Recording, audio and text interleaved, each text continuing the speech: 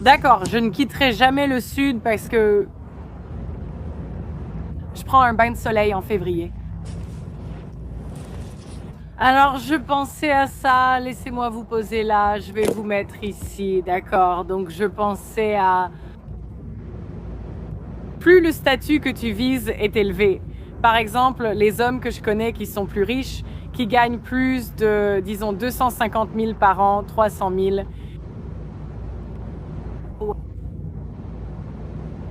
Des hommes qui sont, disons, célèbres, d'accord? Parce que j'ai rencontré pas mal d'hommes célèbres au fil des années.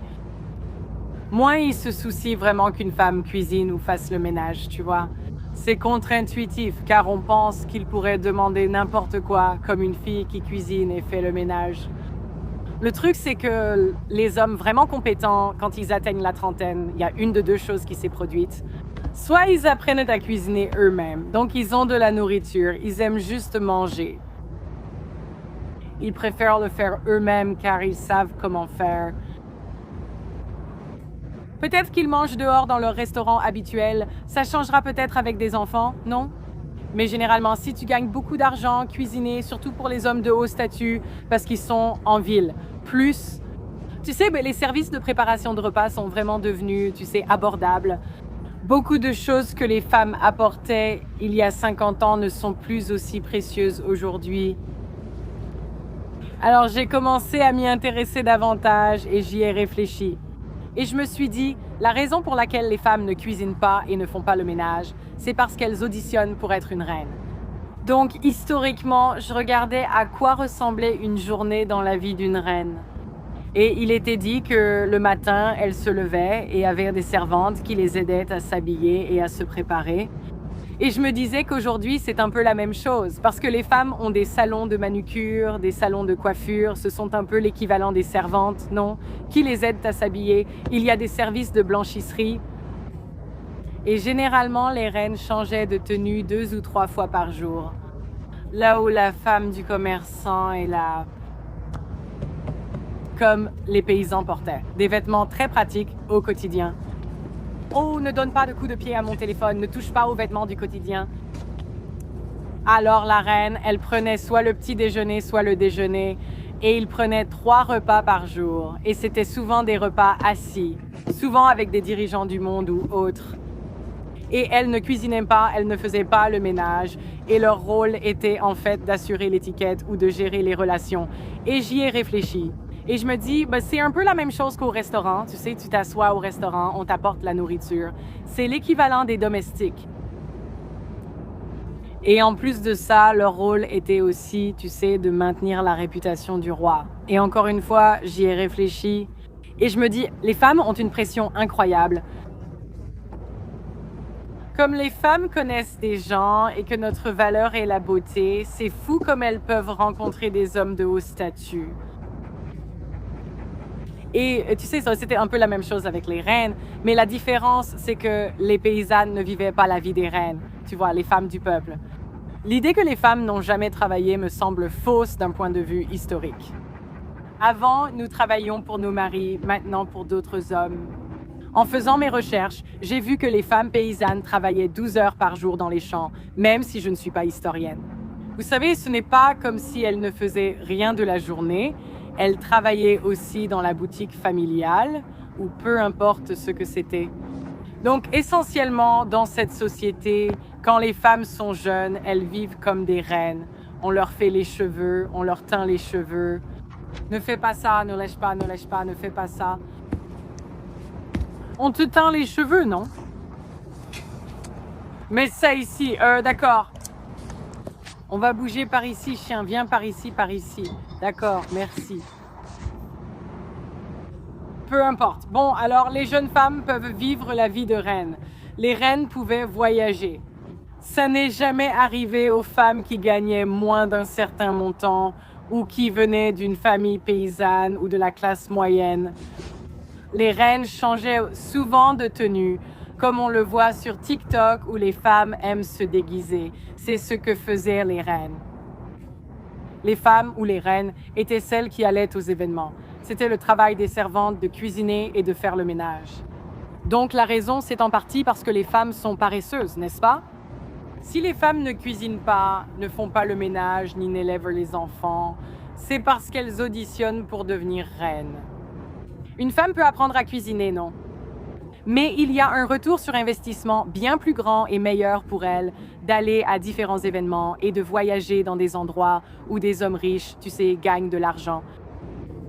Entrer dans les bons cercles est une compétence bien plus précieuse. Tu ne peux pas vraiment avoir les deux, n'est-ce pas? Pas quand on a appris à cuisiner et à faire le ménage. Et je suis même devenue assez douée pour ça. Tu ne peux vraiment pas devenir aussi douée si tu ne manges pas à la maison. Mais les femmes mangent dans de bons restaurants pour attirer l'attention d'un homme de haut statut, parce que la beauté est notre plus grande monnaie d'échange. Donc, beaucoup de femmes qui, tu sais, prétendent vouloir le traditionnalisme, qui ne veulent pas travailler, eh bien, une femme traditionnelle, historiquement, elle ne se déguiserait pas, n'irait pas au restaurant et resterait à la maison. Seules les reines pouvaient, tu sais, voyager. Seules les reines pouvaient avoir des nounous et tous ces domestiques. En fait, le travail d'une reine était de gérer les domestiques. Donc maintenant, et encore une fois, je me suis penchée sur certains des hommes les plus désirables au monde et sur qui ils ont épousé. Angelina Jolie savait cuisiner et faire le ménage? Non, tu penses vraiment que Melania sait cuisiner et faire le ménage? Tu crois vraiment que ça fait partie de son quotidien? Je regardais... C'est quoi la femme du footballeur? Tu sais, le footballeur vraiment séduisant. Il a épousé la fille qui travaille dans le magasin de chaussures ou quelque chose comme ça. Je ne me souviens plus de son nom, mais je regardais le documentaire sur sa femme. Et sa femme ne cuisinait pas et ne faisait pas le ménage. Elle est dans leur jet privé avec des domestiques qui leur servent tout. Mais voilà ce que tu rates un peu. Je pense que beaucoup de personnes de haut statut, ça les perturbe un peu d'avoir des gens à leur service tout le temps. Je n'ai aucune idée si, historiquement, les reines devenaient folles ou les rois devenaient fous, genre en termes de probabilité, peut-être les reines plus que... Je ne sais pas, mais... Tu deviens un peu une personne inutile, tu vois, à force d'avoir des gens pour te couper les cheveux, faire tes ongles, s'occuper de ton jardin, élever tes enfants. Ils finissent juste par devenir des gens inutiles qui ne savent rien faire eux-mêmes. Et je pense que très souvent, les gens de la classe moyenne vivent mieux que ces femmes de l'élite. Et on ne penserait pas ça au premier abord, n'est-ce pas? Parce qu'évidemment, elles vivent comme Georgina, Ronaldo, Georgina ou peu importe. Sa femme vit évidemment une vie facile, elle prend des jets privés, elle est sur des yachts, tu vois. Mais à la fin de la journée, la nourriture reste la nourriture. Donc, qu'elle soit dans un restaurant étoilé Michelin ou chez toi, au final, tu manges toujours la même chose, tu vois. Hier, j'ai reçu des gens chez moi pour une petite réunion. Les gens sur le yacht sont-ils vraiment bien meilleurs que ceux venus chez moi, des gens normaux? Non, mais la différence, c'est que les gens de la classe moyenne, eux, ils adoptent des compétences, tu vois.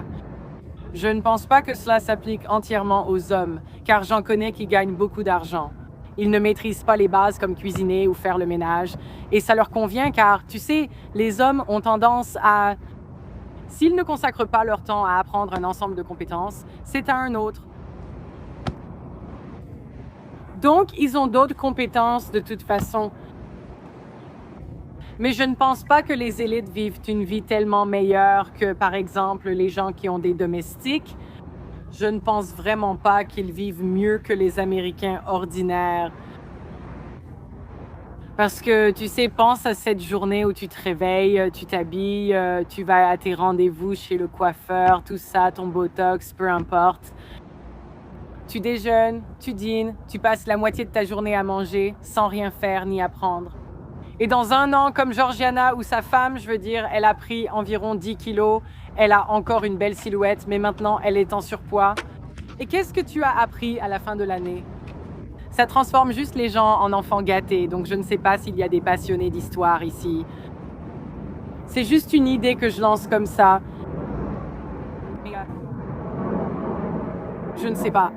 Je crois que l'extrême richesse rend fou car on ne sait plus faire les choses soi-même.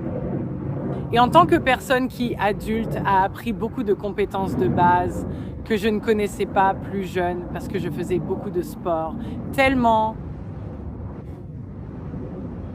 C'est une bien meilleure façon de vivre. Quand tu sais faire, tu maîtrises tout. L'autre chose aussi, c'est que je pense que de plus en plus de femmes renoncent au mariage pour leur loisir plutôt que... Voilà. Je crois que c'est en partie une phase de débauche. Mais en observant les schémas de la plupart des femmes, n'est-ce pas? Je pense que la plupart des femmes choisissent des passe-temps au hasard plutôt que le mariage et les enfants. Bref, c'est pour une autre vidéo, mais aimez la vidéo, abonnez-vous et dites-moi si vous avez des réflexions sur les femmes paysannes ou sur le fait de vivre comme des reines. Parce que je fais un peu ça à l'improviste, aimez la vidéo et on se retrouve la prochaine fois.